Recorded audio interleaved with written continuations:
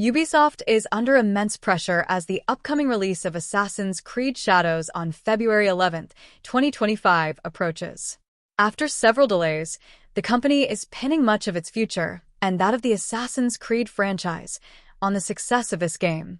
Yet, in the midst of polishing Shadows and taking on fan feedback, Ubisoft has found itself navigating a difficult landscape filled with both valid criticisms and vocal outrage, much of which the company is trying to address without succumbing to negative, unhelpful narratives. Valid criticism versus repetitive formulas. Many longtime fans have become increasingly dissatisfied with what they call the Ubisoft formula. This critique reflects concerns that many of the company's recent releases, including entries in the Assassin's Creed series, have followed a repetitive, copy-and-paste model that lacks innovation. Over the years, Ubisoft has gradually leaned more into action RPG mechanics, moving away from the action stealth routes that made Assassin's Creed beloved. In response to these criticisms, Ubisoft has made attempts to re-engage its fanbase. Assassin's Creed Mirage, for example, sought to bring the series back to its stealth action origins.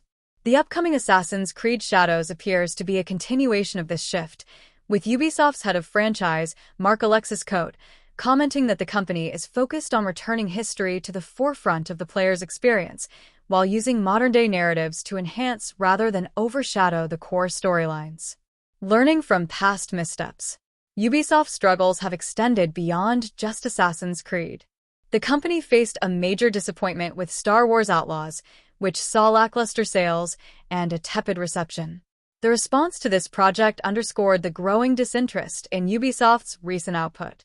In response, the company has begun rethinking its release strategy, with plans to offer games like Assassin's Creed Shadows on Steam from day one, a move that addresses previous missed opportunities with broader distribution platforms. Battling fake outrage and intolerance. While many of the criticisms Ubisoft faces stem from gameplay and design decisions, the company has also had to deal with backlash rooted in more cultural debates. In particular, Assassin's Creed Shadows has been criticized by some for including diverse characters, such as Neo, a fictional Japanese woman warrior, and Yasuke, a historical African samurai.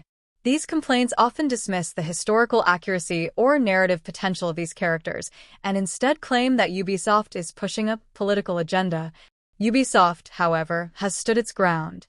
At a BAFTA event in London, Marc-Alexis Cote defended the inclusion of these characters, stating that their stories reflect the interconnectedness of history and the rich narratives Assassin's Creed aims to explore. He pointed out that while Yasuke's presence in feudal Japan is historically documented, the inclusion of a fictional warrior like Neo also highlights the stories of women who defied expectations in times of conflict. Cote also acknowledged the challenges faced by Ubisoft's creative teams in today's environment, where genuine feedback can be hard to distinguish from attacks driven by intolerance.